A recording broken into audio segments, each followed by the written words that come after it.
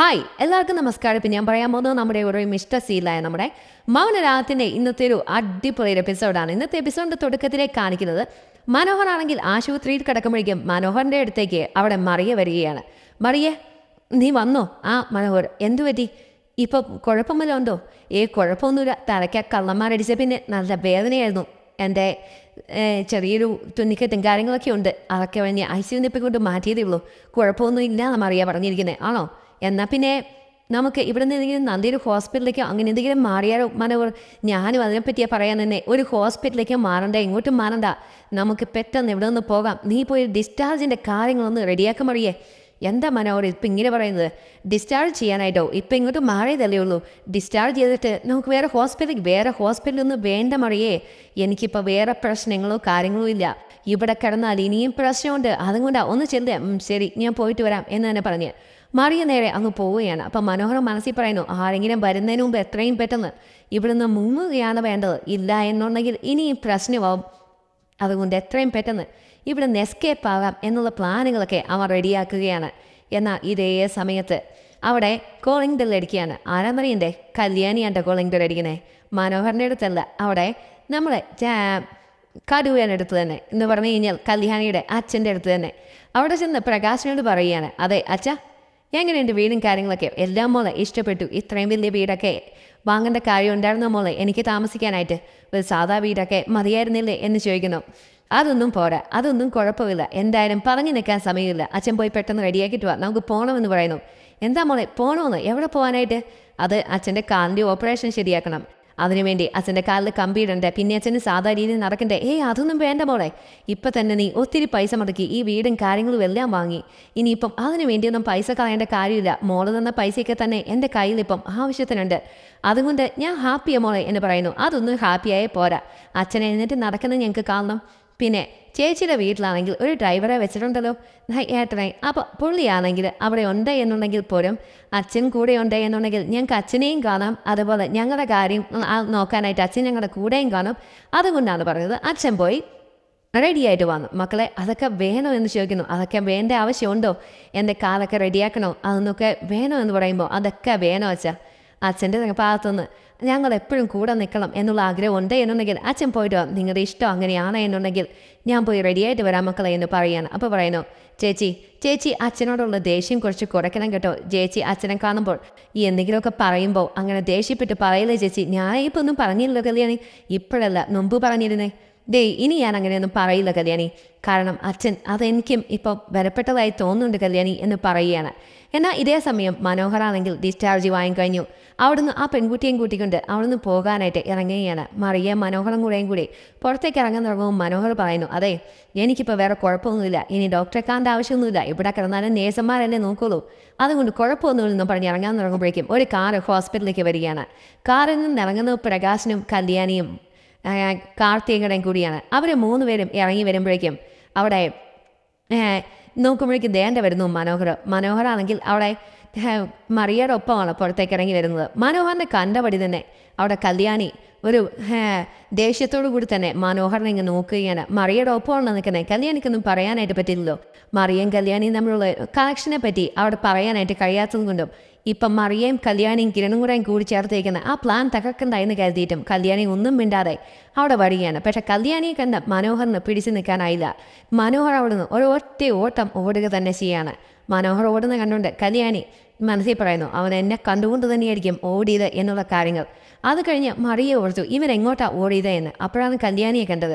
കല്യാണി കണ്ടപ്പോൾ മറിയയ്ക്കും കാര്യം മനസ്സിലായി അവൻ ഓടിയത് ആണ് എന്നുള്ള കാര്യങ്ങൾ. കല്യാണി ആ മറിയയുടെ അടുത്ത് വന്ന് സംസാരിച്ചിട്ട് ഉള്ളിലേക്ക് കയറി വരികയാണ്. അങ്ങനെ കയറി വരുമ്പോൾ അവിടെ കാർത്തികയുടെ അടുത്ത് പറയുക, ആ ബുക്ക് സ്റ്റാളിൻ്റെ പുറകിൽ അവൻ ഒളിച്ചു നിൽപ്പുണ്ട് ചേച്ചിയെന്ന്.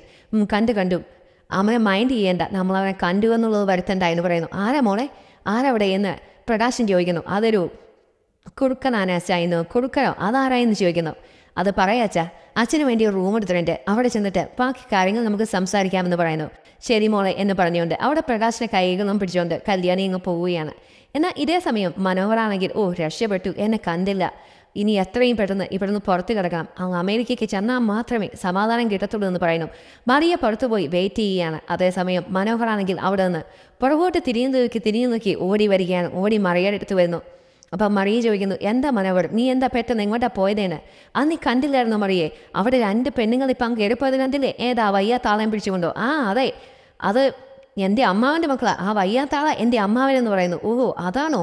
അയാൾക്ക് എന്താ പറ്റിയത്? അയാൾക്ക് നടക്കാനൊന്നും മേലെന്നേ. ഞാനിവിടെ കിടപ്പുണ്ടെന്ന് അറിഞ്ഞിട്ട് ഇങ്ങോട്ട് വന്നതാ സഹതാപം പിടിച്ചു പറ്റാൻ. എൻ്റെ അടുത്ത് വന്ന് അങ്ങേരെ കരയോ പിടിക്കുകയോ ചെയ്ത് ആ ഇടയ പെണ്ണിനെ എന്നെ കൊണ്ട് കെട്ടിക്കാനുള്ള പരിപാടിയാണ്. അപ്പം മറിയ മനസ്സിൽ പറയുക, കല്യാണിക്ക് എൻ്റെ അന്തസ്സുള്ള ഭർത്താവുള്ള നിന്നെപ്പോലെ എടുത്താനല്ല എന്ന് എൻ്റെ മനസ്സിൽ പറയണം. ആ സമയം മനോഹർ ചോദിക്കുന്നു, നീ എന്താ ആലോചിക്കുന്നത്? ഒന്നുമില്ല. എന്നാൽ പിന്നെ നമുക്ക് പോയാലോ? ഇപ്പം ഞാൻ പറഞ്ഞത് സത്യമായില്ലേ മറിയേ? ഇവിടെ കിടന്നെങ്കിൽ അതേപോലുള്ള ആളുകളെല്ലാം ഇവിടെ കയറി വരും. പിന്നെ എൻ്റെ അടുത്ത് ഇതേപോലെ പ്രശ്നങ്ങളാവും. അതുകൊണ്ടാണ് ഞാൻ പറഞ്ഞത് എത്രയും പെട്ടെന്ന് ഇവിടുന്ന് പോകാമെന്ന്. അതെ, നീ പറഞ്ഞേ ശരിയാ, അപ്പം നമുക്ക് പോകാമെന്ന് പറഞ്ഞ് അവർ വണ്ടിയിൽ കയറിയാണ്. മറിയ അപ്പം മനസ്സിൽ പറയുകയാണ്, നിൻ്റെ ഓരോ കള്ളത്തരവും ഞാൻ ആസ്വദിക്കുകയാടാ. നീ എവിടം വരെ പോകുന്നത് എനിക്കറിയണം എന്ന് തന്നെ മറിയ മനസ്സിൽ പറയണോ. മനോഹർ പറയുന്നു, എന്നാൽ ചേട്ടാ പെട്ടെന്ന് തന്നെ വണ്ടി എടുത്തോ, നമുക്ക് പോയേക്കാം എന്ന് തന്നെ പറയണം. വണ്ടിയുടെ നമ്പർ നോട്ട് ചെയ്ത് കണ്ടുപിടിക്കേണ്ടല്ലോ എന്ന് മറിയോട് പറയുന്നു. അതിനുശേഷം അവർ വണ്ടിയും എടുത്തുകൊണ്ട് നേരെ അങ്ങ് പോവുകയാണ്. എന്നാൽ ഇതേ സമയത്ത് അവിടെ പ്രകാശിനെ അവിടെ ഹോസ്പിറ്റലിൽ അഡ്മിറ്റ് ചെയ്തു.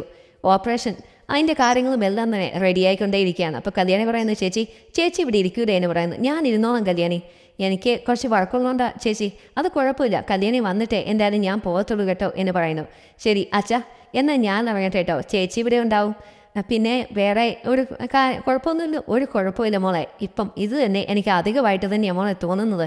നിങ്ങൾ ഇത്രയേറെ പണം ചിലവാക്കി എൻ്റെ കാര്യങ്ങൾ ഇങ്ങനെ നടത്തുന്ന കാണുമ്പം എനിക്ക് മനസ്സ് വല്ലാതെ വേദനിക്കുന്ന മോളെ എന്ന് പറയുമ്പോൾ, ഒന്നിനെ പറ്റി അച്ഛൻ ആലോചിച്ച് വേദനിക്കണ്ട.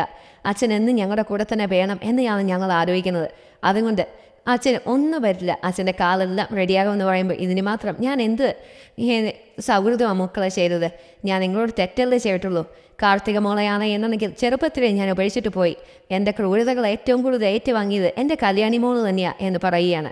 എന്നാൽ ഇത് കഴിഞ്ഞ് മനോഹറും ആ പെണ്ണുകൂടെയും കൂടി കാറിലിങ്ങനെ പോയിക്കൊണ്ടേയിരിക്കുകയാണ്.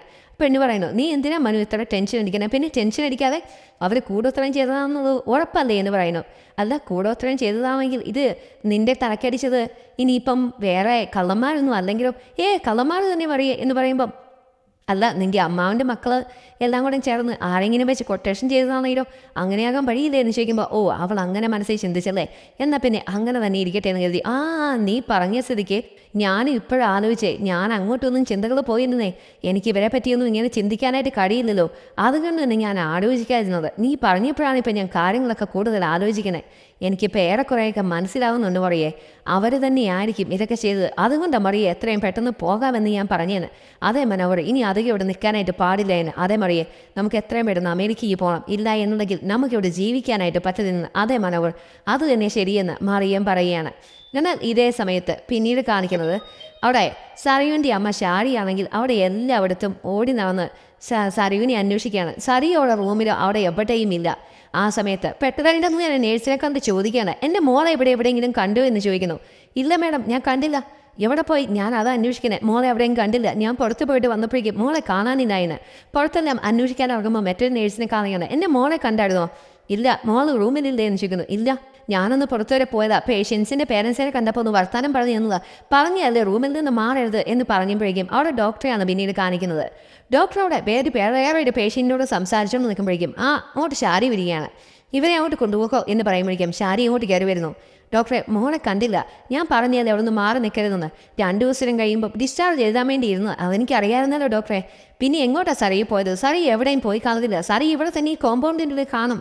വെറുതെ ടെൻഷൻ അടിക്കൊന്നും വേണ്ട, നമുക്ക് എല്ലാവർക്കും നോക്കാം. സറിയെന്ന് നമുക്ക് കണ്ടെത്താം. വെറുതെ എന്തിനാണ് ടെൻഷൻ അടിക്കുന്നത് എന്ന് ചോദിച്ച് അവിടെ ഷാരീനെ ആശ്വസിപ്പിക്കുക തന്നെ ചെയ്യാണ് ഡോക്ടർ. എന്നാൽ ഇതേ സമയം സറിയുവാണെങ്കിൽ ഹോസ്പിറ്റലിൻ്റെ സൈഡിൽ കൂടെ നടന്നിങ്ങ് വരികയാണ്. നല്ല കട്ടക്കരുപ്പിനാണ് നടന്നു വരുന്നത്. നടന്നു വന്ന് നേരെ നോക്കുമ്പോൾ റിസപ്ഷൻ അവിടെ കാണുകയാണ്. റിസപ്ഷനെ അങ്ങോട്ട് സറിയു നടന്നു ചേരുന്നു. അങ്ങോട്ട് കയറി ചെന്ന് സറിയു അവിടെ ആ റിസപ്ഷനിൽ ഒരു പെണ്ണിനെ കാണുകയാണ്. ആ പെണ്ണിൻ്റെ അടുത്തേക്ക് ചെല്ലുകയാണ്. എന്ന് പറഞ്ഞാൽ ഹോസ്പിറ്റലിൽ ഭ്രാന്ത് ഹോസ്പിറ്റലല്ല, അവിടെ തന്നെ മനോഹർ അഡ്മിറ്റ് ചെയ്ത ഹോസ്പിറ്റലാണ് സറിയെത്തിയത്. മനോഹർ എന്ന് പറഞ്ഞൊരു പേഷ്യൻ്റ് ഇവിടെ ഉണ്ടോയെന്ന് ചോദിക്കുന്നു. അത് ഡിസ്ചാർജ് ആയി പോയില്ല മാഡം. ഡിസ്ചാർജ് ആയോ? എപ്പോഴാണ് ഡിസ്ചാർജ് ആയി എന്ന് ചോദിക്കുന്നു. അത് കുറച്ച് നേരമായി. ഒരു പെൺകുട്ടിയുടെ കൂടെ പോയത്, പെൺകുട്ടിയുടെ കൂടെയോ? അപ്പോൾ അത് മറിയ തന്നെയായിരിക്കും. അല്ല, അതിന് മാത്രമുള്ള പരിക്കുണ്ടായിരുന്നു. അല്ല, പരിക്കൊന്നും മാറിയില്ല. അതിനു മുമ്പേ ഡിസ്ചാർജ് വേണമെന്ന് പറഞ്ഞ് ബഹളം ഉണ്ടാക്കി ഡിസ്ചാർജിങ് വാങ്ങിക്കൊണ്ട് പോവുക ചെയ്തതെന്ന്. ശരിയാതെ. അപ്പോൾ മനോഹർ തന്നെയായിരിക്കും പോയത്. അവൻ്റെ ഒരു ഫോട്ടോ കാണിച്ചു കൊടുക്കാനാണെങ്കിൽ എൻ്റെ കയ്യിൽ മൊബൈൽ പോലുമില്ല. ഇനിയിപ്പോൾ എന്താ ചെയ്യുക? എന്തായാലും കണ്ടെത്തുക തന്നെ ചെയ്യണം.